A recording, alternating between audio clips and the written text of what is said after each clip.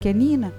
Então nós vamos convidar o Carlos Alberto Braga para que possa iniciar o nosso estudo. Carlos Alberto, seja bem-vindo.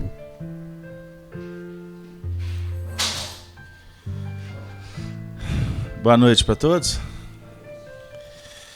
Que Jesus nos abençoe.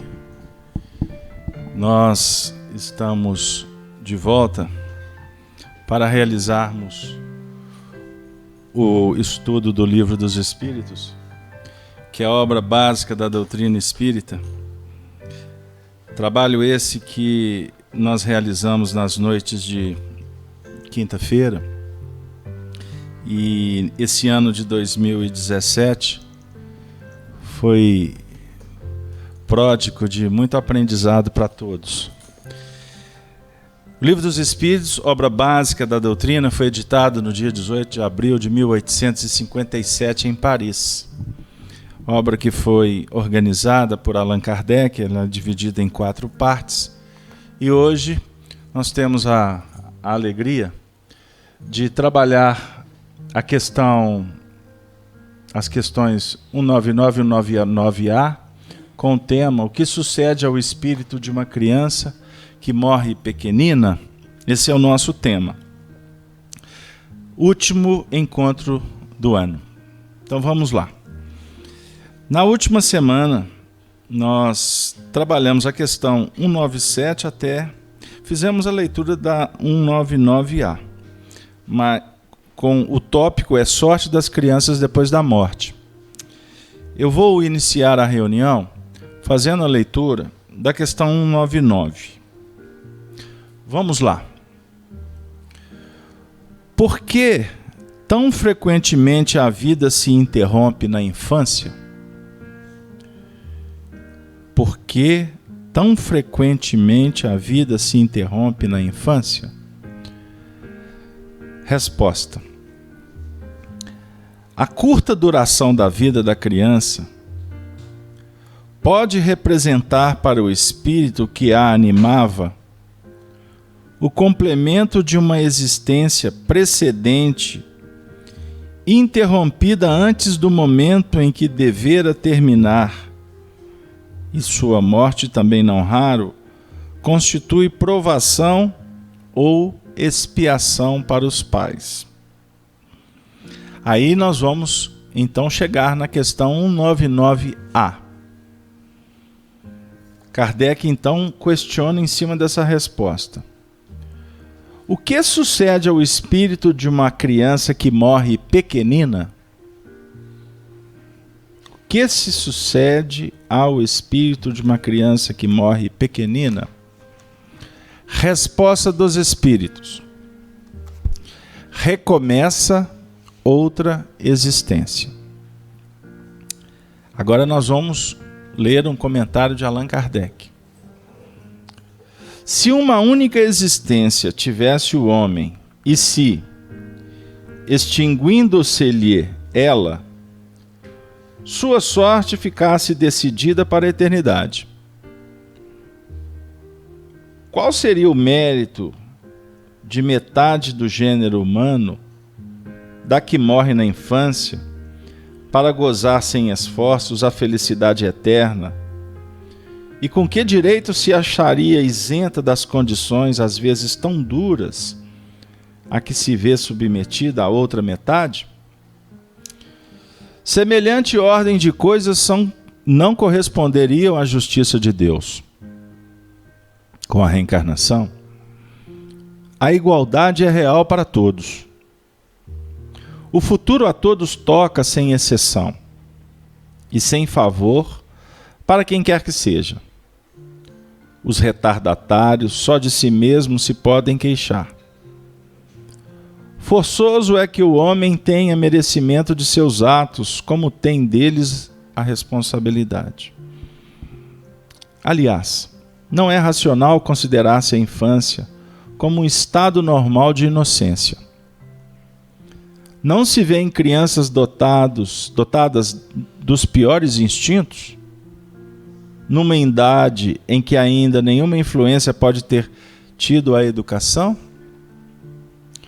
Algumas não há que parecem trazer do berço a astúcia, a felonia, a perfídia, até o pendor para o roubo e para o assassínio. Não obstante os bons exemplos de todos os lados se lhe dão, a lei civil as absolve de seus crimes, porque diz que elas obraram sem discernimento. Tem razão a lei, porque, de fato, elas obram mais por instinto do que intencionalmente. Donde, porém, provirão instintos tão diversos em crianças da mesma idade, educadas em condições idênticas e sujeitas às mesmas influências? Donde a precoce perversidade, senão da inferioridade do espírito, uma vez que a educação em nada contribuiu para isso? As que se revelam viciosas é porque seus espíritos muito pouco hão progredido. Sofrem, então, por efeito dessa falta de progresso. As consequências, não dos atos que praticam na infância, mas dos de suas existências anteriores. Assim é que a lei é uma só para todos, e que todos são atingidos pela justiça divina. Ponto. Aqui, com esta explicação de Kardec, termina esse tópico, sorte das crianças depois da morte. Para quem estava aqui na última semana, nós estamos retomando com a ideia de fazer a conexão com até onde nós conseguimos atingir e hoje não só concluir, mas abrir reflexões sobre outros aspectos que vocês verão em seguida. Mas esse texto aqui, essa explicação tão extraordinária de Allan Kardec, com a sua capacidade de síntese, demonstra para nós, acende ali para mim, por favor. Demonstra para nós, pode acender, aí, a providência divina, a misericórdia, a justiça. E nos mostra na prática que a reencarnação, ela é uma divina oportunidade para todos nós nos reajustarmos no contexto da vida, dando prosseguimento à evolução espiritual. Porque cada vida é uma etapa, é um ciclo de aprendizado. E as indagações quanto à justiça divina, à luz da doutrina espírita, são indagações oportunas e que abrem possibilidades extraordinárias para a gente compreender essa justiça. Então, quando o assunto é a criança, e nós nos deparamos, por exemplo, com crianças em tenra idades, passando por problemas tão graves, é natural que a gente faça aquela célebre pergunta: por que que Deus permite? Com qual fim uma criança sofre? Por que uma criança desencarna? Simplesmente por questões físicas, falência orgânica? Respostas dentro de um conceito apenas materialista? Não. A doutrina espírita vem nos mostrar que uma criança desencarna, como é apresentado no Livro dos Espíritos, para cumprir um desígnio. Geralmente são espíritos completistas, como nós abordamos aqui na última semana. Completistas no sentido de que uma etapa foi interrompida e esse aprendizado ele precisa de ter a continuidade. E geralmente as crianças, desencarnando com pouco tempo, elas estarão tendo essa oportunidade de continuar o que foi interrompido. E aqueles que envolvidos se encontram no processo foram copartícipes daquele processo anterior que fora interrompido. Não é simples você tratar o assunto com quem está passando pelo problema. Porque é doloroso você lidar com o sofrimento dos parentes e imaginar a própria destinação deste espírito, que na verdade estava num corpo de criança, mas é um espírito que tem os mesmos desafios que um adulto possui, né? Isso é importante. Ah, mas a criança é frágil. Sim. E essa fragilidade, ela é necessária para o desenvolvimento do espírito na reencarnação. E se esse processo é interrompido, essa interrupção é um fator didático muito importante para o desenvolvimento deste espírito. Antes de continuar nesse processo, Allan Kardec nos chama a atenção para um fato. Com relação à reencarnação ainda. A criança, ela é um espírito que está num estado de criança. Mas é um espírito que está num processo mais amplo se desenvolvendo. Então, o espírito não é uma criança, ele está criança. E o fator reencarnatório apresenta para nós aspectos que comprovam o fenômeno da continuidade da evolução. Por isso é que nós vamos lidar com crianças que trazem suas tendências, que não são frutos da educação atual. Tendências que o espírito traz da sua, portanto, da sua bagagem espiritual. Porque você não herda tendências dos seus pais. A criança, ela pode receber influência, mas tudo que ela possui é dela, é a aquisição dela.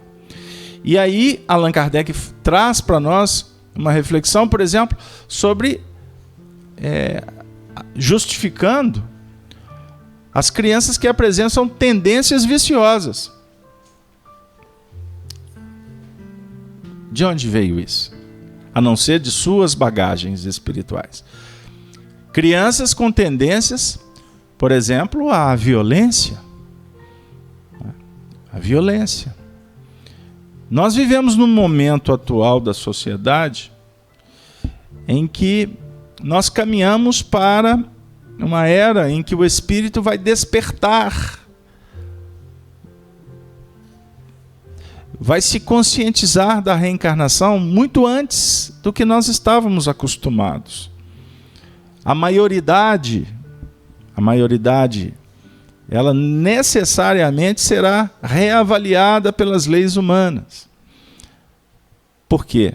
A lucidez dos espíritos no atual contexto planetário está se fazendo de uma forma muito mais antecipada do que nós estávamos acostumados. Então você vê, por exemplo, espíritos que na adolescência já apresentam uma lucidez, tanto para o bem quanto para o mal, de uma forma bem diferenciada do que até então estávamos, como sociedade, acostumados. Inclusive, nós vivemos um fenômeno social muito sério. Por exemplo, no nosso país, nós estamos vivendo uma crise de identidade muito grave.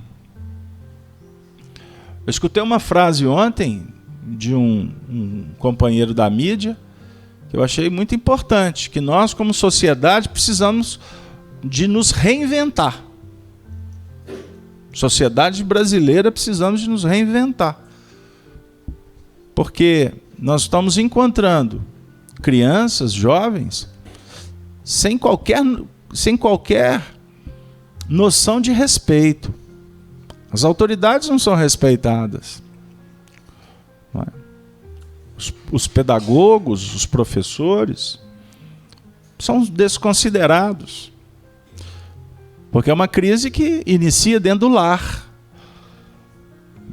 Os pais enfrentam problemas sérios e precisam de rever conceitos do que remonta à educação. As crianças estão sendo criadas dentro de um contexto muito complicado. E o resultado disso nós vamos encontrar na sociedade. Mas isso não está... Eu não posso aqui ser leviano de imputar essa responsabilidade apenas aos pais. Os pais têm um nível de compromisso muito complexo, muito sério nisso. Mas os pais também estão enfrentando um desafio de espíritos que estão reencarnando, espíritos que trazem tendências muito difíceis. Então, nós temos que pensar nesse fenômeno de várias maneiras. Precisamos de abrir ângulos para reflexão. O nosso trabalho aqui é de enfrentar as responsabilidades nossas com relação à educação. Então, essa turma que está começando a receber as crianças aí, se preparem. Principalmente para não repetir os erros dos erros que nós estamos enfrentando na sociedade. Erros da educação, talvez, que nós vivenciamos, ou que nós promovemos até então. Então, não basta pôr no mundo. Nós precisamos de... Antigamente, né, até nos aspectos religiosos, você tinha um chamado curso de noivo. Né? Para casar, fazia curso de noivo. Não sei se isso existe mais, não, mas esse curso de... Nós precisamos, talvez, de ampliar a conversa. Não é curso de noivo, não. É curso de educadores. E eu gostaria de dizer aqui, sem medo de errar, que não existe uma escola mais apropriada do que a escola do Evangelho. Porque o Evangelho vai trabalhar conosco as leis de amor, as leis de justiça. E a luz da doutrina espírita nos amplia. A doutrina espírita é a chave que a humanidade estava ansiosa por receber. Porque a doutrina espírita abre o painel do passado. Eu estou conversando com vocês aqui falando de reencarnação. E se eu trato reencarnação, eu estou falando de passado. Nós estamos trazendo experiências. Nós estamos lidando com as nossas memórias. Memórias individuais e memórias coletivas. A doutrina espírita fala que, inclusive, o nosso comportamento nos coloca em relação com os espíritos. A doutrina espírita traz os espíritos para a nossa realidade. Porque até então os espíritos estavam trancafiados nos cemitérios ou nas regiões dos limbos, do inferno ou do céu. A doutrina espírita abriu a porta do inferno e abriu a porta do céu.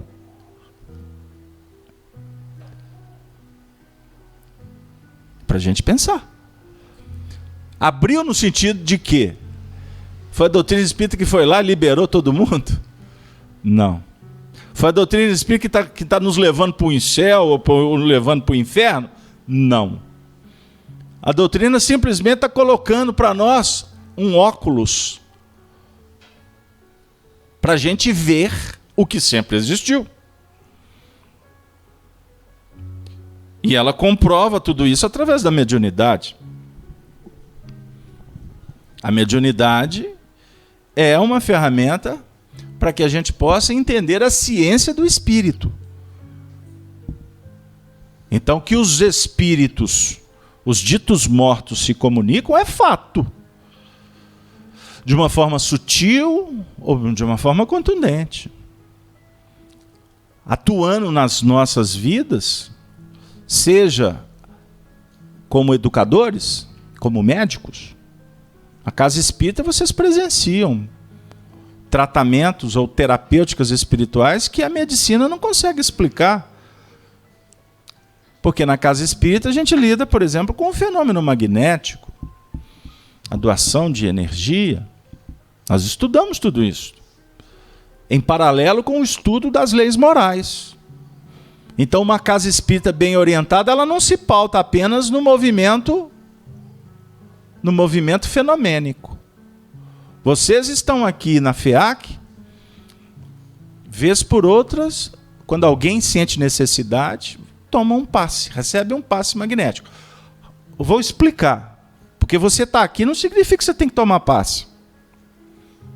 Ok? Passe a gente recebe quando a gente está precisando. Ok? Não precisa ficar com vergonha quando alguém perguntar se quer, não. Mas nós temos que fazer um exame de consciência. Eu preciso? Ou eu estou entrando para a cabine de passe como antigamente eu ia buscar a hóstia? Aí eu me alimento do corpo do Cristo, estou abençoado, zerou os pecados, posso começar tudo de novo. Com todo respeito a quem tem fé. Não, eu vou receber o Espírito Santo. Isso vai. Crença não se discute, ok? Se respeita. Mas na casa espírita não existe essa orientação devida. A casa espírita temos a terapêutica para quem precisa. Tô com dor de cabeça. Toma uma medicação que resolve, não é o passe. Não, eu estou com um problema espiritual, eu estou passando por uma terapêutica com médicos, etc. Eu estou sentindo problemas. N outros problemas, o recurso do passe está disponível aqui. Entenderam o que eu estou dizendo? Mas o que é mais importante na casa espírita não é o passe. Porque a casa espírita não é um templo milagreiro. O que é mais importante na casa espírita é a reunião de estudo. É esse momento que nós estamos nos posicionando diante de um espelho. Porque a doutrina espírita não está abrindo o mundo espiritual para a gente? Então eu vou ver o que lá? Se você vai ver lá no mundo espiritual, o que está dentro de você. Porque o mundo espiritual é o reflexo da sua realidade. A sua realidade vai definir a atuação dos bons espíritos te ajudando. Mas a sua realidade pode também estar definindo espíritos inferiores que estejam complicando a sua trajetória. Porque as obsessões existem. O diabo, o Satanás. Representa o quê? A oposição. E personificar é dar um atestado de incompreensão. Porque eu não estou aqui querendo descobrir qual o espírito que está me perseguindo. Isso não vai alterar. O que pode modificar é você observar o porquê você está sendo influenciado. Nós temos que trabalhar com a causa. Porque você, procurando compreender que há um motivo para que haja uma influência, nós temos que trabalhar para acabar com esse motivo, certo? Porque cuidando da causa, naturalmente, se existem espíritos que querem te prejudicar, se não tem causa, eles serão, naturalmente, convidados a trabalhar em outros territórios. Portanto, a doutrina espírita nos coloca diante de um caminho para que a gente entenda as causas. Porque cuidando da causa, você atua nos efeitos. Inclusive ajudando os benfeitores espirituais que querem que nós sejamos pessoas mais equilibradas. É isso que os espíritos querem. Eles desejam que sejamos felizes. Felizes no sentido da realização pessoal. Não no contexto material do mundo. Espírito superior não está preocupado se você vai ganhar na Mega Sena, se você vai conseguir o cargo de diretor, se você vai ser mais bem remunerado. Eles não estão atentos a isso. Porque eles estão em outros padrões de conceitos. Os espíritos superiores que tutelam a jornada de cada um de nós, eles estão afeitos às nossas conquistas de ordem virtuosas. No campo moral. Tudo aquilo que te coloca com a cabeça no travesseiro, no momento do repouso noturno, e você deitar, se entregar para o Morfeu, né? E dizer assim: Senhor, muito obrigado, hoje deu tudo certo. É tão ruim quando tu deita a cabeça no travesseiro, com a cachola quente, porque você brigou com alguém. Quando a consciência está dizendo assim, não é por aí não. Esta é a queda. Descobrir o erro é doloroso. Certinho? O sofrimento pessoal, as dificuldades nossas, elas, vamos pensar nisso, essas dificuldades, elas definem para nós uma necessidade de despertamento, de realização íntima. Denise, você quer falar? Eu tenho uma pergunta aqui da Ana Maria, de Piatã, Chapada Diamantina, na Bahia. Ela perguntou assim: como explicar o sentimento do espírito que ainda no ventre percebe se é amado ou rejeitado, quando diz que esse é um período de letargia?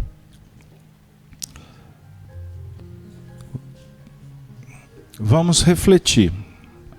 O meu nome da companheira? É Ana Maria, da Bahia. A Ana Maria. Muito obrigado, Ana. Nós estamos falando do contexto da criança. Estando ela no ventre, estando ela antes de reencarnar, ou estando a criança já nos procedimentos dos seus desenvolvimentos, já no campo terreno, ser amado, ser acolhido, sempre se torna um grande estímulo. É um apanágio, é consolador. Então nós precisamos de entender um pouco dessas responsabilidades nossas com as crianças, porque a rejeição a uma criança, vou repetir, estando elas antes de encarnar, já no ventre, ou reencarnadas propriamente ditas, ser rejeitada é uma responsabilidade que os pais assumem e que terão que se ajustarem no tempo e no espaço. Nós tivemos que fazer essa introdução porque eu precisava de concluir essas notas do Livro dos Espíritos. Porque o tema, o que sucede ao espírito de uma criança que morre pequenina, é um tema tão desafiador que na última semana nós tínhamos separado um trecho do livro que a gente convida vocês para ler, estudando. O livro é intitulado Entre a Terra e o Céu, psicografado por Francisco Cândido Xavier, ditado pelo espírito André Luiz. E é uma história belíssima que envolve inclusive o espírito Meimei, Irma de Castro Rocha, esposa do Arnaldo Rocha. E no capítulo 9, intitulado No Lar da Bênção, tem uma passagem que ela é extraordinária porque ela exemplifica, através de uma experiência de uma criança que tem aqui no livro. Foi dado ao personagem o nome de Júlio. Júlio, uma criança que desencarnou afogada.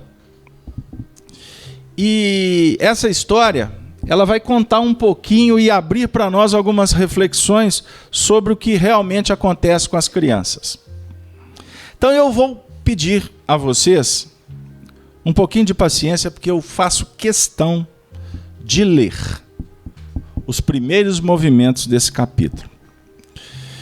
Porque nós vamos encontrar o personagem Clarencio, junto com André Luiz. E eles vão fazer uma visita a um instituto que recebe o nome de O Lar da Bênção. O Lar da Bênção, informou o instrutor satisfeito, é um núcleo que congrega, que recebe, que alberga crianças espirituais. São aqueles chamados filhinhos desencarnados. Aí existe o esclarecimento que diz assim: temos aqui importante colônia educativa, misto de escola de mães e domicílio dos pequeninos que regressam da esfera carnal. Aí o ministro interrompe a explanação e diz assim: vimos as mães, ou melhor, nossas companheiras pareciam agora tomadas de jubilosa aflição. Vimos-las desgarrar de inópito, qual se fossem atraídas por forças irresistíveis, precipitando para os anjinhos que cantarolavam alegremente. Enquanto a que nos era menos conhecida enlaçava louro petis, com infinito contentamento a expressar-se em lágrimas. Era Dona Antonina. Ela abraça um pequenino de formoso semblante, gritando feliz: Marcos, Marcos! E essa criança responde: Mãezinha, mãezinha! E a criança enlaça a mãe e se coloca num pranto convulsivo. Essa imagem do início desse capítulo vem nos narrar, portanto, que no mundo espiritual existe uma instituição, ou várias instituições, e nessa aqui o nome dela era Lar da Bênção, que era uma instituição que recebia crianças desencarnadas. E também mães que desencarnaram. Espíritos que deixaram o corpo terreno, na condição daquelas mães que deixaram no mundo crianças órfãos. E em alguns casos, estas mães, no mundo espiritual, desencarnaram como mães e lá recebem os filhos que chegam depois na condição de crianças. Então nós temos aqui uma abertura de muitas situações que acontecem, que são reais no mundo espiritual. Aí o Clarencio, nesse momento, fez um sinal para as irmãs vigilantes que se responsabilizavam pelos entretenimentos no parque, como a solicitar-lhes proteção e carinho para as nossas associadas de excursão. E disse-nos com alegria: o pequeno Júlio não se encontra no grupo. Ainda sofre anormalidades que lhe não permitem o convívio com as crianças felizes. Acha-se no lar da irmã Blandina. Rumemos para lá. Então essa equipe espiritual foi para esse lar para fazer uma visita para uma criança específica. O nome dessa criança era Júlio. Então eles chegam lá e vão encontrar com uma situação, uma realidade nova para eles. Um lar que tinha mães desencarnadas e crianças desencarnadas. Eles se deparam aqui com algumas crianças que cantarolavam felizes.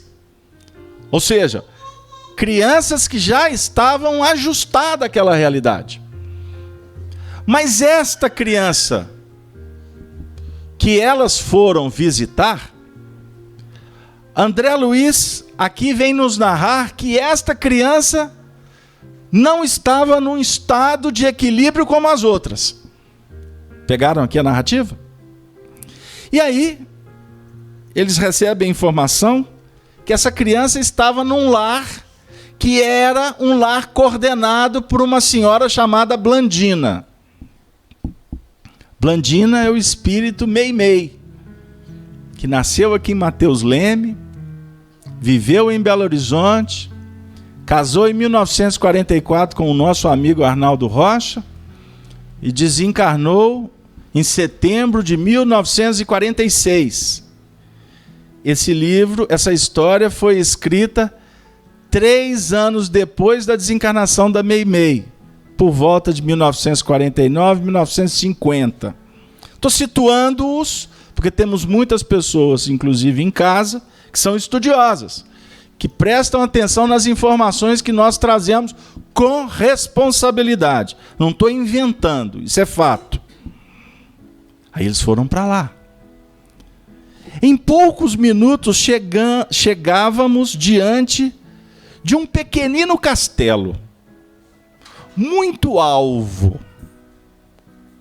em que se destacavam as ogivas azuis, coroadas de trepadeiras em flor. Opa! Então, no mundo espiritual, eles vão se deparar com um castelo alvo, com plantas, com flores. Então, quem gosta de cultivar flor, não se preocupe quando desencarnar. Terão jardim por lá, certo? Aí eles atravessam um extenso jardim, embalsamado de aroma. Opa, então tem uma outra informação aqui. Além de planta no mundo espiritual, tem aroma. Essa dama da noite é um show de bola, né, dona Eustáquia? Hein? Então vocês vão captando a dama da noite, as rosas da FEAC, porque quando vocês forem para o mundo espiritual, eu garanto para vocês que o aroma é de plantas superiores às nossas. Olha o que o André Luiz ainda vem nos incentivar. Ele viu rosas opalinas, que são ignoradas na terra, de mistura com outras flores que desabrochavam profusamente. Mas vamos ao que interessa. A irmã Blandina, Meimei, recebeu-nos sorridente. Os espíritos sorriem. Os espíritos são acolhedores. Os espíritos são... Fala em espírito, todo mundo já pensa logo em alguém dentro de um lençol, uma fumaça, não é assim? Não. Então vocês podem ficar tranquilos. Vocês vão ver espíritos bonitos, espíritos nobres, espíritos sorrindo. Mas vocês também verão espíritos em sofrimento. Eu não disse que o mundo espiritual é uma extensão da nossa realidade íntima? Então precisamos de melhorar o nosso humor.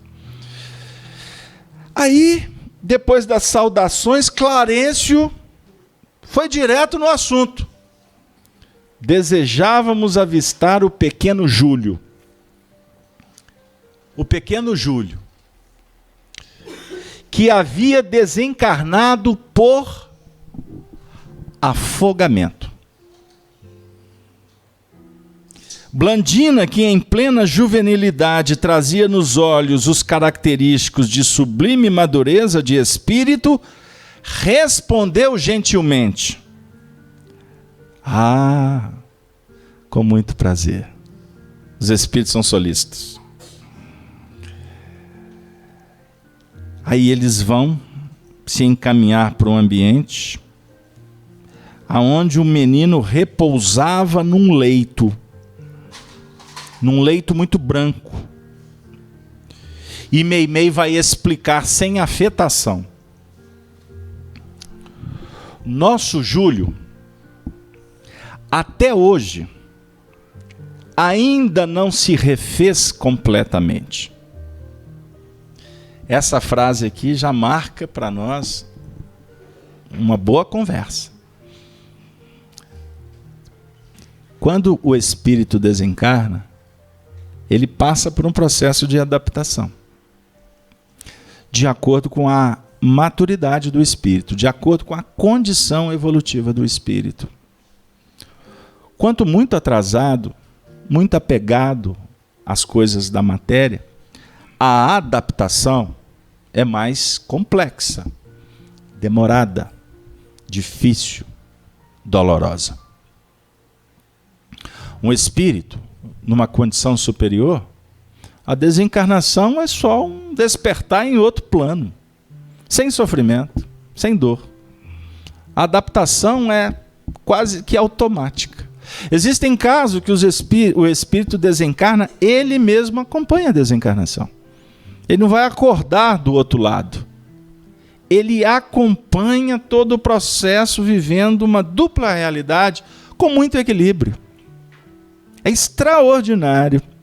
Quem já viveu a experiência do despertar durante a noite, no mundo espiritual, de uma forma consciente, sabe do que eu estou dizendo. Talvez aqui podemos ter pessoas que se desvinculam do corpo de uma forma consciente. Costuma olhar para trás e dar tchauzinho para o corpo. Fica aí descansando que eu vou passear lá nas estrelas. A grande maioria não tem esta condição ainda. Porque se desligar do corpo e se desvincula e olha para o corpo dormindo e ao mesmo tempo se vê desdobrar, está arriscado morrer de susto. Estou brincando, mas é verdade. Até por instinto de preservação, o espírito, ele não se dá conta. Ou ele até é teleguiado pelos seus mentores espirituais para que ele não olhe para trás. Tem que olhar para frente, porque quem olha para trás não é digno de seguir. Não foi o que Jesus disse? Não olhe para trás. Senão vira a estátua de sal, né? Cristalização. Então aqui nós vamos encontrar a história de Júlio. Era uma criança. Lembra que nós estudamos as questões anteriores? Uma criança que desencarna, ela não fez nem o mal, nem o bem. Estão lembrados? Poxa, então, essa história de criança desencarnar e ir para o reino dos anjinhos, isso é lenda. Não é assim que funciona. A criança que desencarna, ela vai chegar no mundo espiritual numa realidade conquistada por ela. E, obviamente, amparada pelos espíritos que a tutelam. No caso aqui, Júlio estava num leito, adormecido, recuperando. Olha o que Meimei vai dizer. Ainda grita, sob pesadelos inquietantes, como se estivesse a sofrer sob as águas. Quer que repete? A criança sofria pesadelos, como se estivesse sofrendo sob as águas. Por que sob as águas? Chama pelo pai constantemente. Apesar de parecer mais receptível ao nosso carinho. Insiste pela volta à casa todos os dias.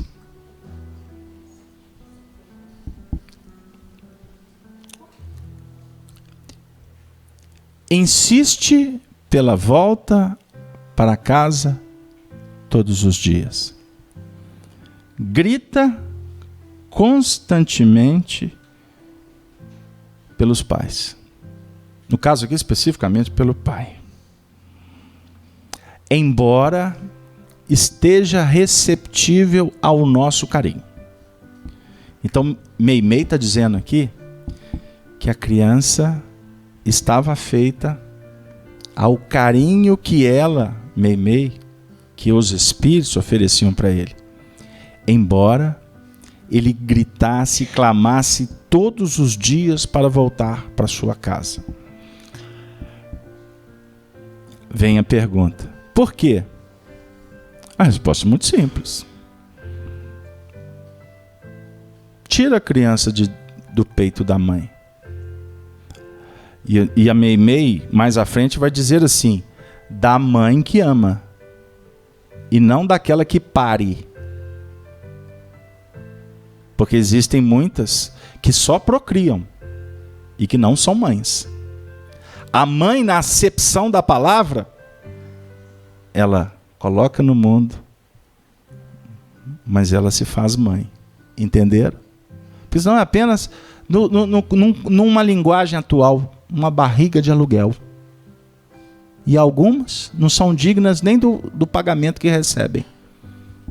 Porque jogam fora. Joga numa lata de lixo.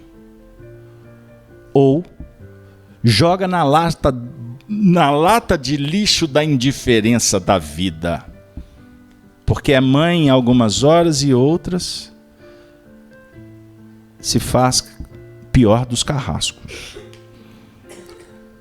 A pergunta é: por que uma criança que morreu no mundo espiritual vai gritar pelos pais todos os dias? A resposta é mais do que clara. Ou vocês acham que a criança no mundo espiritual já vai ter uma concepção plena de uma nova vida e vai falar assim: então tá bom, papai e mamãe ficaram lá, agora quem que vai cuidar de mim? O mundo espiritual é a extensão da nossa realidade. Estou repetindo didaticamente, propositalmente. Os sentimentos permanecem. Os vínculos são invioláveis, são indestrutíveis. Aí os espíritos a cercam de um berço largo em que a criança descansava. O menino lançou-nos um olhar de atormentada desconfiança.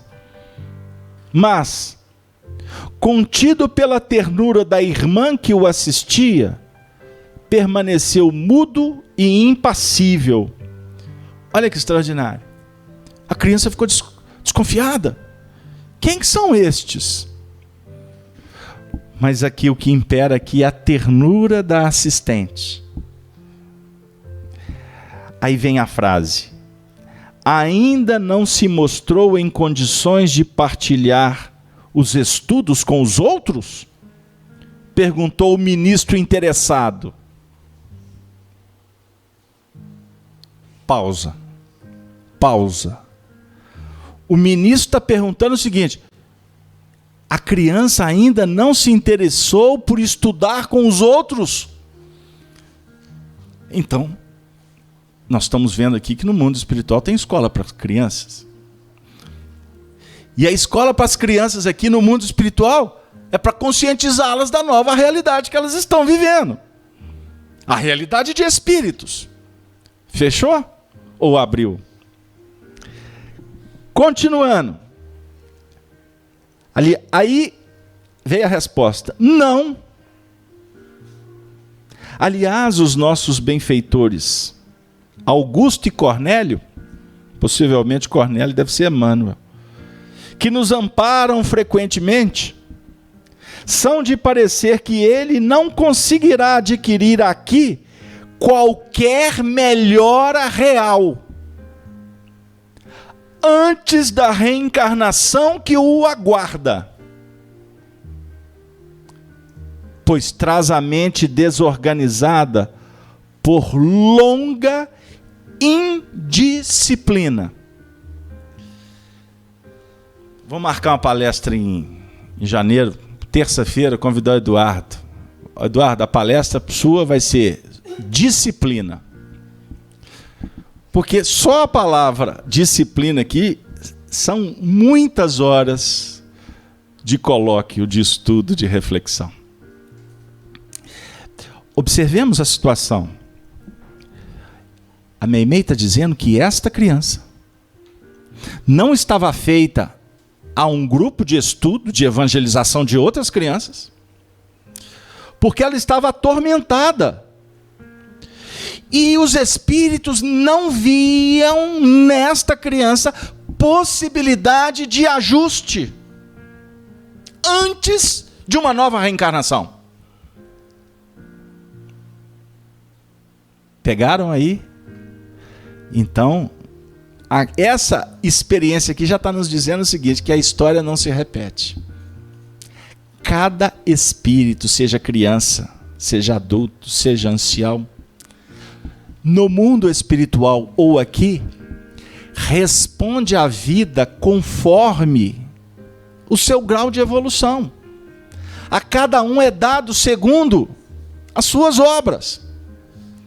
Então, esse contexto aqui está dizendo que tinham crianças espirituais em processo de ajuste, de estudo, e é óbvio que essas crianças estavam então sendo preparadas para reencarnar.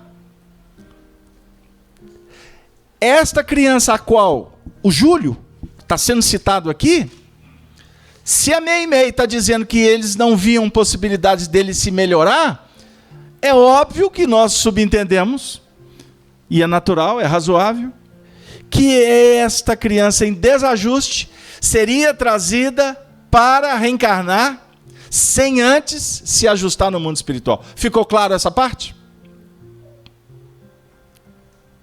Porque a reencarnação aguarda a todos.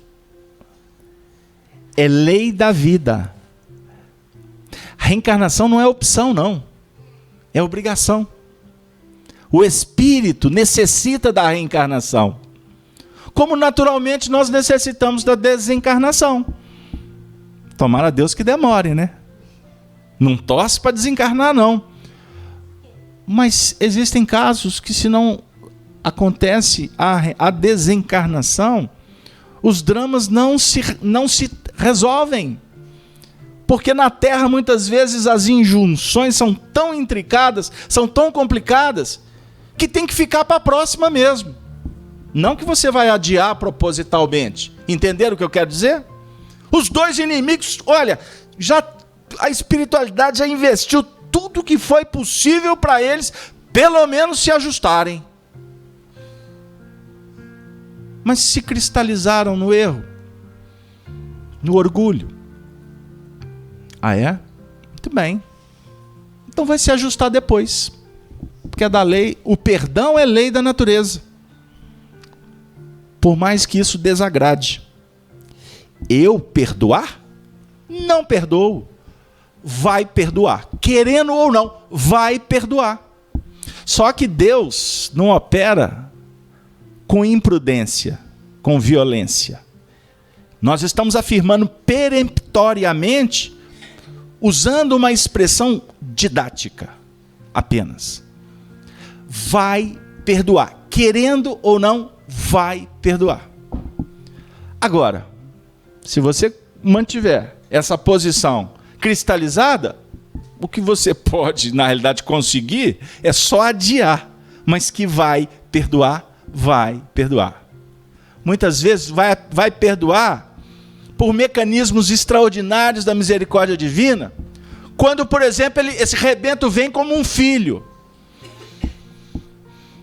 Em tenra idade, o espírito todo necessitado e só tem os braços daquele que é o pai, que não fez muita questão, que rejeitou, que bradou. Porque a aproximação do inimigo muitas vezes destrói a segurança dos pais. Por isso é que rejeitam. Não só pelos inimigos, no seu sentido de espírito ser inimigo, mas o projeto que vai redundar em responsabilidade. Não quero, não quero, não quero. Aí ele mente para si mesmo, ele briga com o mundo inteiro e faz de tudo para fugir de uma forma espetaculosa. Mas a vida consegue muitas vezes apropriar-se de recursos que, por mais que o indivíduo foge, mais a necessidade chega no colo dele e ele não consegue se furtar. Meu Deus, não era para entrar por aí. Mas, contudo, todavia, porém, mineiro não perde viagem, uai. Não é verdade? Mas vocês sabem que eu falo com carinho. Mas a verdade tem hora que ela tem que ser dita. Porque senão, para que eu vim aqui? Eu vim aqui para ficar enganado? Eu vim para a casa espírita, para a doutrina espírita, continuar dando tapinha no meu ombro? Como muitos fazem por aí? Fingindo ser amigos? Não. O amigo de verdade é a doutrina que está dizendo para nós o que é e o que não é, sabendo que a escolha é nossa. Mas a Meimei continua bem-humorada, dizendo: Júlio é um paciente difícil. Felizmente, dispomos da cooperação de nossa devotada Mariana. Essa história é belíssima. que adotou Júlio por filho. Um filho espiritual. Até que retorne ao lar terrestre. Foi preciso segregá-lo nesse quarto. Tamanha é a gritaria a que se entrega por vezes.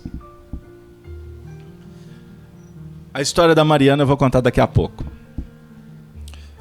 Mas essa criança então fica segregada das outras crianças. Ela fica segregada num quarto. E é óbvio que com os recursos técnicos espirituais, o mundo espiritual muito mais avançado que o nosso, num quarto, num total isolamento acústico, vibracional ou vibratório, como queira, campo magnético. De sorte que o desequilíbrio desta criança ficasse amortecido. Porque o desequilíbrio de qualquer alma redunda, esparge, irradia e afeta aos seus pares, aqueles que estão sintonizados pelo viés do coração.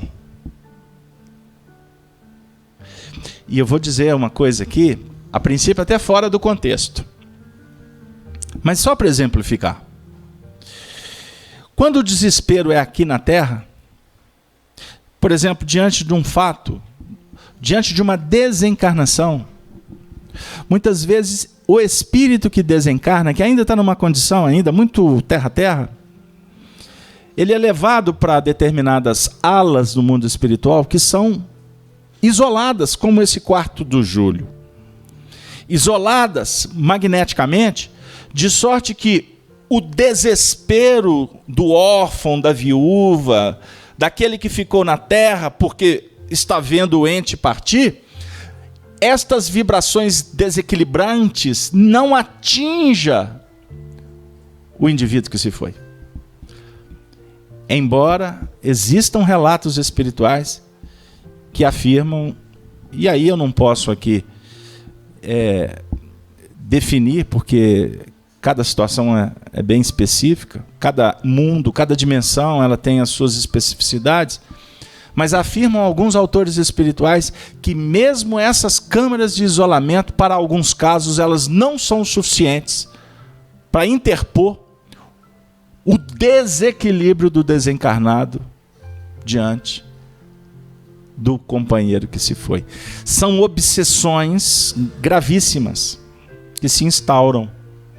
Existe a obsessão do encarnado ou do desencarnado para o encarnado. Já ouviram falar? O mundo está cheio. Espíritos sobre os humanos, os encarnados. Você sabe que tem obsessão de humano para humano? Ou de encarnado para encarnado? Ai, meu Deus. Isso aí eu sei. Porque ela não sai do meu pé. O outro não me libera. Só para vocês darem uma risada, que eu acho que o estudo hoje está muito sério. Mas existe obsessões de encarnado para desencarnado também. Existem lutos eternos que são avassaladores. Entenderam o que eu quis dizer? Então essa criança estava isolada porque o desequilíbrio dela afetava inclusive a própria ambiência. Era uma escola, tinha outras crianças. Nós temos que colocar cada um na sua ala específica. Não é verdade? Didaticamente falando. Aí a Meimei vem dizer o seguinte, que diariamente recebe o auxílio necessário. Eu mesma aplico recursos do passe e remédios. Espera aí. No mundo espiritual tem remédio? Tem remédio. Nós temos alguns confrades espíritas que insistem em afirmar que no mundo espiritual tudo está no plano sutil. Está apenas no plano mental. E que essa história de remédio, essa história de órgão do corpo espiritual, é tudo invencionismo dos espíritos, como por exemplo André Luiz. E que Allan Kardec não entrou nesses meandros. Com todo respeito àqueles que defendem essa tese, entre ficar com as teses deles e ficar com André Luiz e com Emmanuel, eu prefiro ficar com André Luiz e com Emmanuel. Vou continuar. Embora sem desrespeitá-los. E na expectativa que um dia nós todos cheguemos no lugar comum. Certinho? E assim será. Então existe remédio. Remédio no mundo espiritual. Nó, Carlos Alberto. Puxa vida, eu estava com a esperança de desencarnar e ficar livre da farmácia. Pois é. Então vamos fazer por onde, né? Vamos fazer por onde nos livrar dessas medicações todas aí, fazendo um trabalho de renovação mental. Vamos lá, continuando. Aí o assunto vai prosseguir, né? E vem uma abordagem dizendo o seguinte: e a irmã conhece o caso em suas particularidades? Pergunta André Luiz sobre o caso de Júlio. Resposta de Meimei: sim, conheço. Eulália tem vindo até nós. Lastimo que a mãezinha do nosso doente não esteja em condição de ampará-lo. Creio que o concurso dela poderia insuflar-lhe novas forças. Entretanto, com exceção da irmãzinha, que se lembra dele nas orações, ninguém mais da família o ajuda. Terminou a reunião.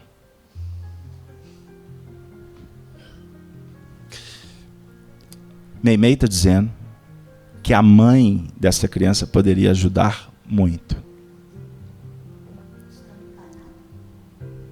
Encarnada ou desencarnada? Poderia ajudar muito. Mas a mãe não tinha condição de ajudar. Tamanho o desequilíbrio da mãe. E aqui nos chama a atenção um fato. Meimei está dizendo que a família poderia ajudar também. Mas apenas uma irmãzinha do Júlio. E isso nos chama muita atenção. Estudar André Luiz, estudar essas obras, quando a gente faz com calma, a gente descobre cada coisa. Numa leitura você passa de roldão, né? Observe aqui, gente, o ensinamento que está chegando para nós, está dizendo para nós que a família pode ajudar. Mas a família não ajuda. Mas tinha uma irmãzinha. E quando eles estão colocando no diminutivo aqui, ou na condição de uma outra criança, uma irmãzinha, é quem ajuda, isso nos faz pensar, isso nos leva a reflexão muito especial. Então os adultos, em tese, maduros, não tinham competência. Não tinham competência no seu sentido de conhecimento e de habilidade. E condição no sentido espiritual. Porque você pode ter competência e habilidade, mas não ter condição. Condição aqui fala de sentimento. Fala aqui de comprometimento. Mas uma criança, uma irmãzinha. O Júlio era uma criança que tinha desencarnado afogada. Então uma irmãzinha, posso subentender que era uma outra criança. Ou seja, um pouquinho mais velha ou um pouquinho mais nova, mas era uma criança. Então como que uma criança pode ajudar e os pais, a família não?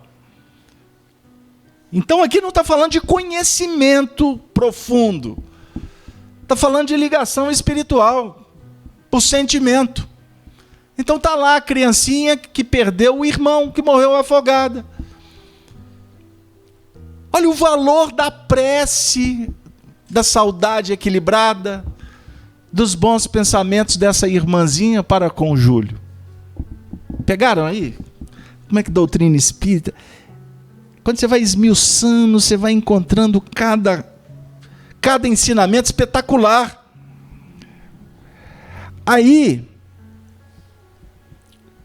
nós vamos escutar a expressão: mãezinha, mãezinha, clamou o pequeno em voz rouca, erguendo-se e enlaçando Blandina pálido e inquieto.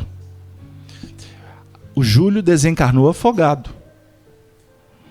Ele gritava, ele estava desequilibrado, indisciplina por muito tempo, que eu não vou entrar no mérito, porque senão não vou terminar a história.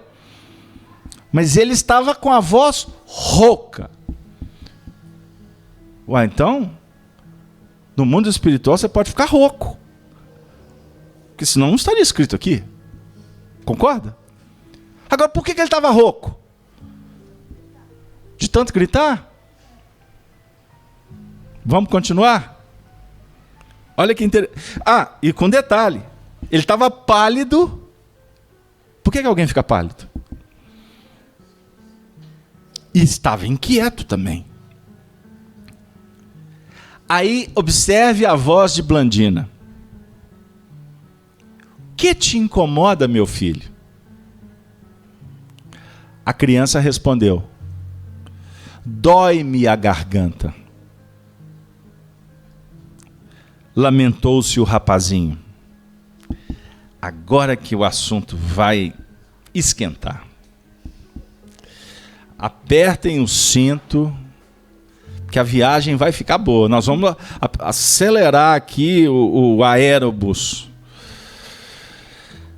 A jovem benfeitora abraçou-o, osculando-lhe os cabelos. Então, os espíritos fazem carinho. Os espíritos são ternos. E ela recomenda para a criança: não te aflijas. Como é que um moço do teu valor pode chorar? Assim por nada. Imagina, temos 3 médicos em casa. É impossível que a dor não fuja apressada. O que é isso a não ser uma indução? Uma indução hipnótica ou psicológica, como queira. Nós estamos cheios de médico, porque você está assim. Isso é uma recomendação, é uma ideia de tirar o indivíduo daquele painel, de colocar ele num outro departamento. Logo após, sentou-se numa poltrona e solicitou a colaboração de Clarencio. A Meimei senta e chama o Clarencio. O Clarencio era o dirigente da equipe, o mentor espiritual. Aí o ministro, cuidadoso. Gente, você que está em casa, eu gostaria que alguém pudesse, até de casa, tivesse a intuição aí de pegar esse vídeo e editar esse vídeo, nesse trecho, porque eu não tenho tempo, a equipe também não. Eu vou ler um trechinho aqui, que é de um valor extraordinário. O ministro cuidadoso pediu-lhe ao rapazinho, a criança, abrisse a boca e, surpreendidos, notamos que a fenda glótica, principalmente na região das cartilagens aritenoides, apresentava extensa chaga. Ele estava rouco, né? A fenda glótica apresentasse uma extensa chaga. Por que eu pedi para alguém editar esse vídeo? O André Luiz está falando. Ele não tem corpo físico mais não. Isso aqui é espírito. Eles estão na região espiritual. Então está falando do perispírito. Então lá no perispírito tem uma fenda glótica. Então não é fumaça não, tá? Não é só energia não. Existe uma condensação energética que dá forma a um corpo. Obviamente que é um corpo mais sutil, mas é um corpo espiritual. Porque o perispírito é um modelador do corpo físico. Quando você desencarna, a carne vira pó. Mas você vai voltar para o mundo espiritual com o seu corpo que modelou aquele corpo que você não tem mais necessidade de utilizar, porque porque o seu espírito desvinculou, desencarnou, deixou o corpo de carne. Eu repeti, usando expressões diferentes para fixar. Ficou claro? Então, no mundo espiritual, o Clarence manda ele abrir a boca. Na que ele abre a boca, ele vai encontrar chaga. O menino estava rouco. Casa aberta, eu sei. Anda.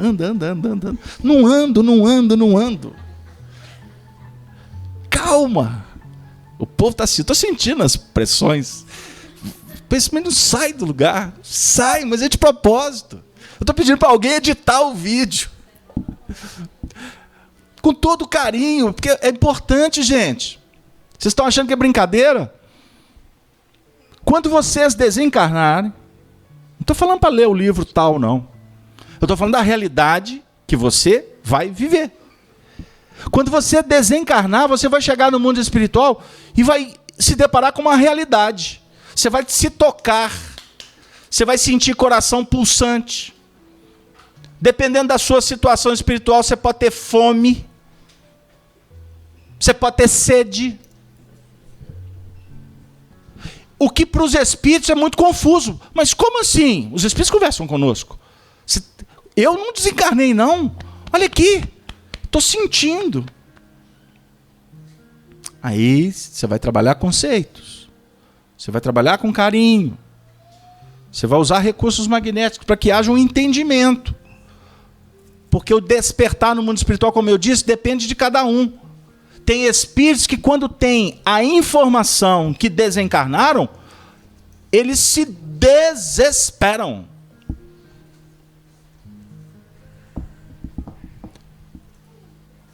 Imagina um suicida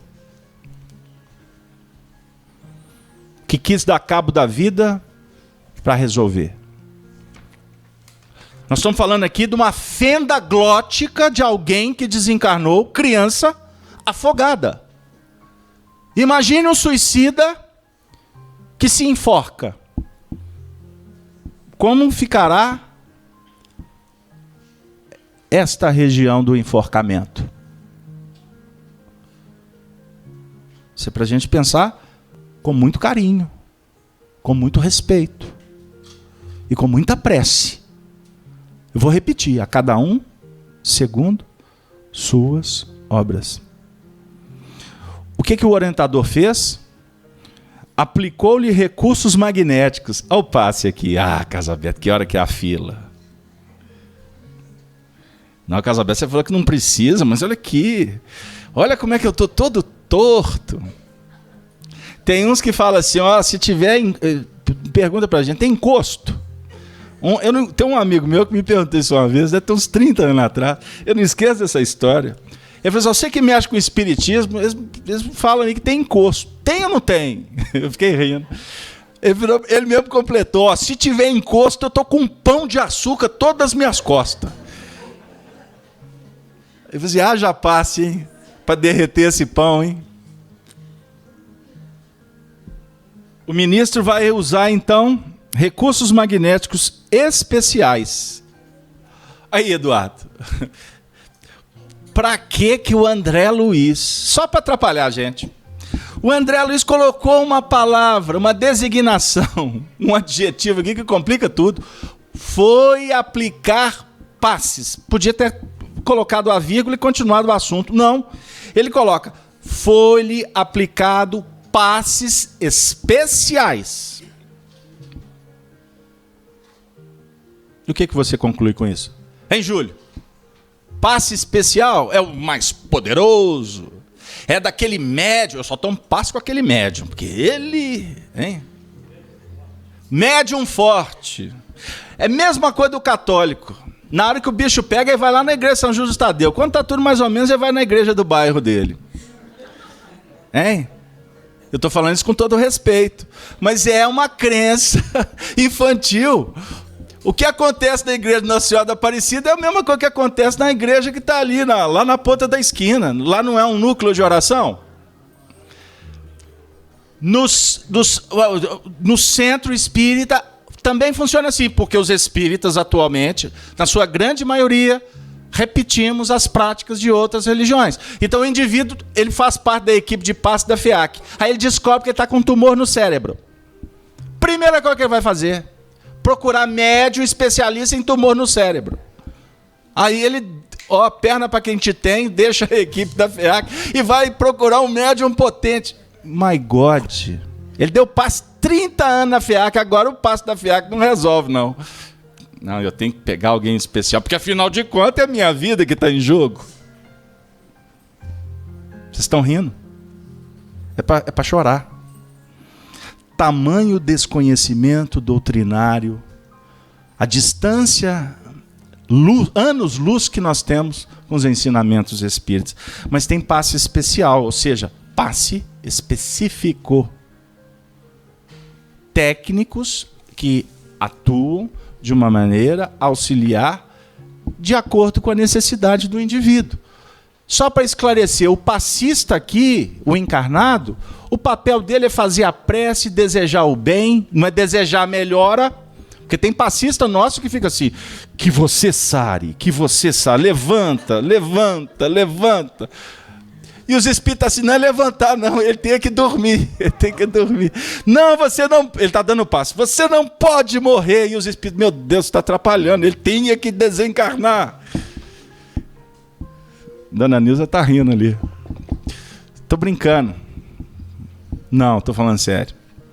Nós precisamos estudar a doutrina espírita. Você deseja o bem. Uma mãe expressa amor para com o filho. Mas esse amor, ele envolve justiça divina. Que seja feita a vontade do Senhor. Eu não sei. Eu não tenho domínio. Então o passista espírita, ele não está lá preocupado em dar... O indivíduo está com um câncer no braço e ele está lá. Cuida do câncer no braço. A manifestação é no braço, mas o processo está instaurado no perispírito. Entenderam aqui? Só para vocês terem uma noção do nível de comprometimento, da necessidade que o trabalho apresenta para todos nós, e o tanto que somos místicos. Então, no mundo espiritual, o curso não é de passe. Eu prometi que eu ia só comentar rapidamente que o passe especial, ele define para nós aqui procedimentos de acordo com a necessidade do paciente. Em poucos instantes que o Clarencio ministrou o passe, Júlio voltou à tranquilidade. Júlio voltou à tranquilidade. Então a Meimei, que estava usando todos os recursos, o medicamento, o carinho, naquele momento ela percebe a autoridade do Clarencio, a sabedoria do Clarencio, e é óbvio que o Clarencio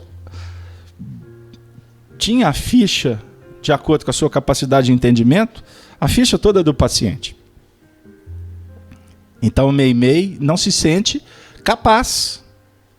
Então, a cada um segundo as suas obras, até para ministrar as bênçãos. Então, os recursos tranquilizam Júlio. Vocês estão vendo como é que o Júlio está bonitinho ali atrás, gente? Nós estamos contando a história dele. Hoje ele é passista. Só para brincar com ele. Então falou Blandina, amparando-o afetuosa. Onde está agora a garganta dolorida? E visivelmente satisfeita acrescentou: já agradecesse ao nosso benfeitor, meu filho?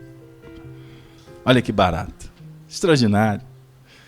Ela atua psicologicamente para manter aquela tranquilidade do garoto e afirma para ele onde que está a garganta ferida. Então, meu filho, agradeça o benfeitor. Isso é fixação. E, obviamente, também é uma lição acadêmica espiritual. Agradeça, meu filho, e quando tu reencarnar, aprenda a agradecer. Porque nós precisamos de ressignificar a nossa juventude, ensinando a eles o poder do agradecimento, da gratidão, tão esquecida nos tempos atuais, de desrespeito e de ingratidão. Uma sociedade não é feliz, não é progressiva se ela não se pautar nos princípios da virtude, que, repito, devem ser trabalhadas dentro de casa. Não terceirize o que é de tua competência. Quando for, porque nem sempre teremos o papel suficiente para modificar. Porque os espíritos que reencarnam trazem tendências. Certinho? E nos tempos atuais, nós estamos diante de uma avalanche de espíritos muito necessitados de evangelho. Não é pouco, não. Porque muitos espíritos que reencarnam em lares que não oferecem os recursos moralizantes, quando vêm para dar recado, eles driblam todas as influências e dão magníficos recados para a gente pensar. O tempo está caminhando para o fim. O relógio parou às 8h30 e faltam 10 para as 9. Me perdoem, eu estou mirando no nosso amigo ali, estou achando ele muito misericordioso, mas ele me driblou. Por favor, desemplástica aquele relógio, por favor, porque ele já enganou muitos. Vamos trocar o relógio. Queridos amigos, o assunto é palpitante. Depois disso, a criança fala para Meimei: mamãe, tenho sono. A criança vai adormecer. Eu me comprometi, nesse período de interrupção do trabalho, quando nós voltarmos em janeiro, eu vou continuar essa história. Porque Meimei vai trazer um ensinamento belíssimo no que remonta o papel dos pais. Mas hoje, para nós, fica aqui essa reflexão quanto à sorte das crianças após a desencarnação. A cada um segundo suas obras, eu tenho repetido isso desde o início. Existem espíritos, crianças, que não são completistas no sentido de virem aqui para só completar um termo, um ciclo. Existem espíritos que reencarnam para ficar pouco tempo entre a família, com os pais, para deixar um legado, para oferecer contributos que marcam o coração destes familiares. Então, é necessário que a gente reflita que cada história tem a sua dramaticidade, a sua especificidade. Não existe duas histórias iguais. Então não devemos pegar um conto e querer aplicar em todas as histórias que nós nos depararmos na vida.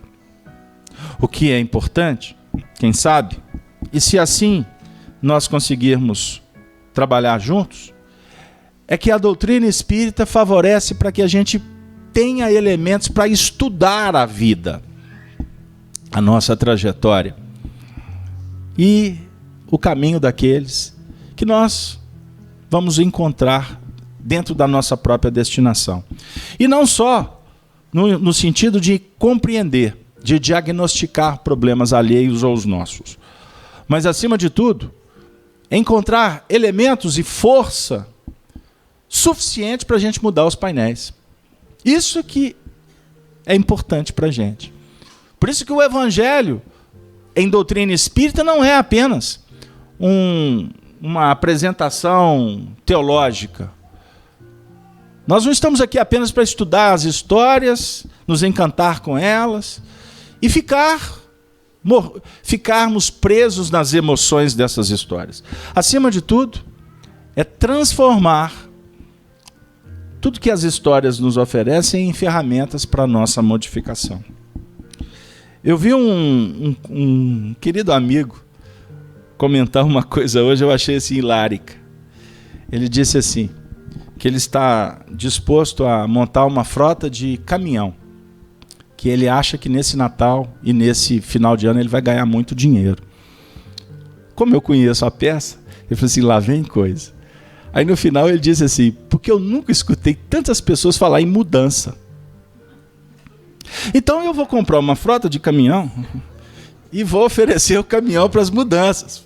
E eu vou ganhar muito dinheiro. Eu achei assim, extraordinário a perspicácia desse companheiro. Mas é interessante, e eu estou contando isso aqui, porque essa época é a época que todos ficamos envolvidos, principalmente pela onda crística do Natal, porque o Natal representa para nós o nascimento de uma nova etapa. Porque o nascimento de Jesus, ele configura uma nova era para a humanidade. E quando nós pegamos as histórias e transformamos em elementos para a nossa modificação, naturalmente o Natal é uma das mais belas ferramentas que venham nos estimular para que nós possamos fazer com que um homem novo nasça. Mas esse amigo falou do caminhão de mudanças. E se a gente for olhar para as nossas experiências pregressas, por certo, vamos constatar que nós já compramos muito caminhão de mudança. Caminhão que tem o nome, a empresa, ela se chama a empresa da promessa. E o nosso benfeitor Emmanuel tem uma expressão que eu acho extraordinária, que ele diz assim, que muitas vezes a promessa é um rio que percorre uma terra árida, mas que acaba desaguando num mar chamado nunca. Porque não é fácil você manter esse rio percorrendo terras, e são terras áridas. E que, por certo, vai desaguar num tempo, num mar chamado nunca. Então, quem sabe, não chega um momento em que devemos não só ficar prometendo algo que a gente não vai cumprir tão cedo. Quem sabe não chegou um momento de realmente modificarmos a partir das nossas atitudes, das nossas ações. Todos temos uma missão bem definida na Terra. Essa missão, ela se particiona, ela abre uma série de nuances, de ciclos, de oportunidades. Trabalhamos na infância, na juventude, na madureza, estamos em família, em sociedade, em religiões, em escolas, em profissões. São departamentos, são etapas muito importantes para todos nós. Mas o que vale é que nós sejamos felizes. Essa é a destinação do Espírito, alcançar a felicidade. E a felicidade é resultado. A felicidade é a vitória. E a gente tem repetido aqui que no dicionário nós temos um grande auxílio, porque a palavra vitória, ela vem depois da palavra trabalho. TV, não é verdade? TV, trabalho, vitória. Está na sequência. Agora, nós nos enganamos acreditando, muitas vezes, em sucesso sem trabalho. Até um amigo me disse assim, a Mega Sena está aí, eu vou julgar, sei lá, eu sou espírito, mas vai que dá um azar que eu ganho. Ele quer o sucesso. Aí eu brinquei com ele dizendo, então agora eu vou te afirmar que o único lugar que o sucesso vem antes do trabalho, o S vem antes do T, é no dicionário. Porque, na verdade, nós temos que pensar que o trabalho é que antecede todas as nossas conquistas.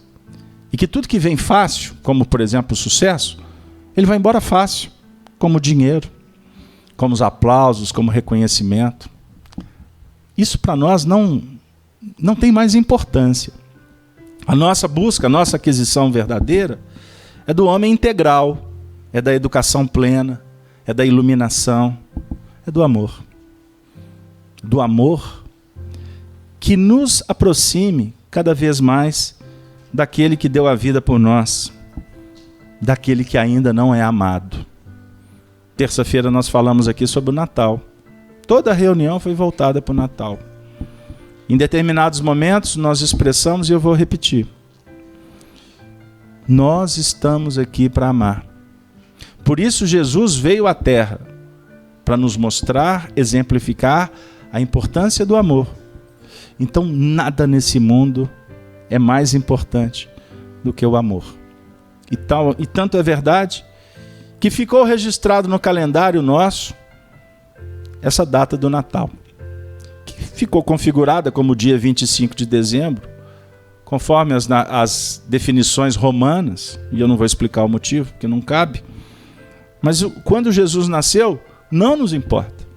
Mas se na cristandade ficou o dia 24, 25 de dezembro, que a gente possa ver nesse dia um símbolo que possa favorecer, nos inspirar, para que nos 365 dias do ano, a gente não esqueça do Natal. Por isso que nesse dia, no aniversário, o aniversariante, que ele seja lembrado, que ele não seja esquecido. Porque muitas vezes ele apenas nos motiva a festejar. Mas o aniversariante é o que é menos lembrado nos nossos comportamentos, nas nossas escolhas, nos nossos sentimentos. Então nós gostaríamos de agradecer a todos vocês, os nossos amigos da Rede Amigo Espírita, os amigos da FIAC que nos acompanham ao vivo dos seus lares.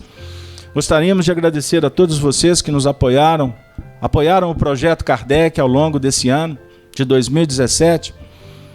Nós convidamos vocês a estar conosco no próximo ano, onde vamos completar mais um tempo, mais um ciclo, mais um aniversário de fundação, confiantes que 2018 será ainda mais pródigo de estudo, de confraternização, de amizade, de fortalecimento, de terapêuticas espirituais que venham tratar das nossas mazelas, de convívio com os espíritos superiores.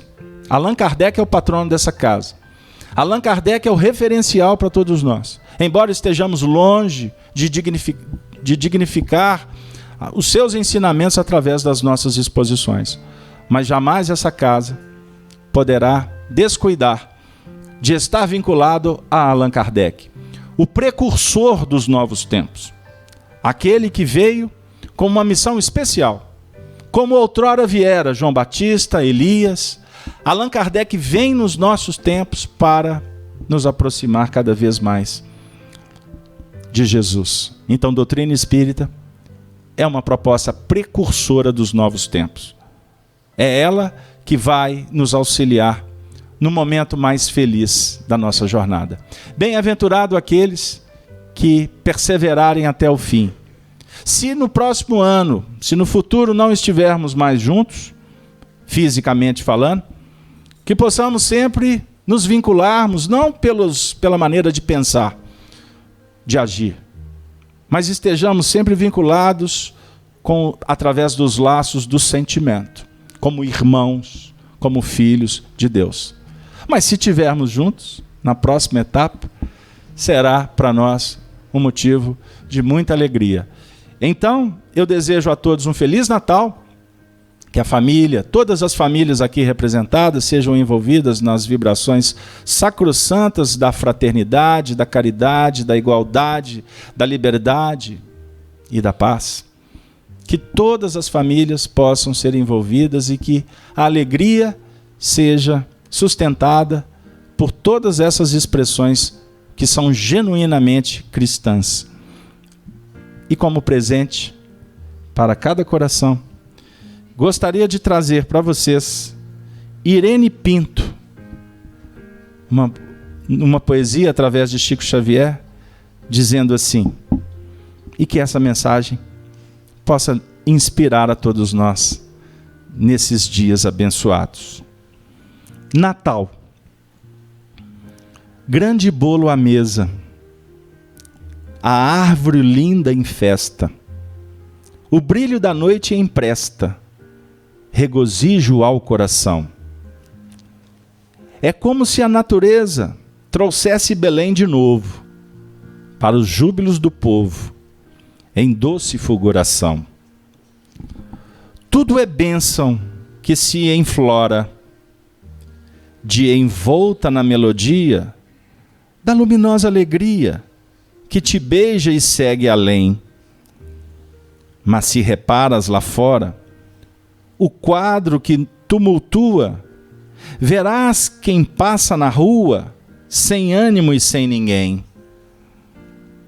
Contemplarás pequeninos, de faces agoniadas, pobres mães desesperadas, doentes em chaga e dor, e ajudando aos peregrinos da esperança quase morta, talvez enxergues à porta o mestre pedindo amor. É sim, é Jesus que volta, entre os pedestres sem nome, dando pão a quem tem fome, luz às trevas, roupa aos nus. Anjo do céu sem escolta, embora a expressão serena, tem nas mãos com que te acena os tristes sinais da cruz. Natal, reparte o carinho que te envolve a noite santa. Veste, alimenta e levanta o companheiro a chorar. E na glória do caminho, dos teus gestos redentores, recorda por onde fores que o Cristo nasceu sem lar. O companheiro a chorar. Que Jesus possa, através das tuas mãos, ir abraçá-lo para amar. Amar sempre. Amando a todos. Todos os lugares se transformarão no nosso lar. O lar das bênçãos. Seja estando ele distante, perto do mar, seja onde for, que possamos nos colocar na condição do dar, sem esperar, sem quantificar, sem aguardar. Dar sempre. Esta é a senda sublime do despertar, do se libertar, ajuizar, acalentar, abrandar, acalmar, amar. Que Maria Santíssima nos inspire. Que a Sagrada Família, simbolizada em José e Maria e o menino Jesus, seja realmente o nosso referencial no eterno caminhar. Feliz Natal para todos. Nós vamos agradecer o Carlos Alberto pela palestra maravilhosa. Eu peço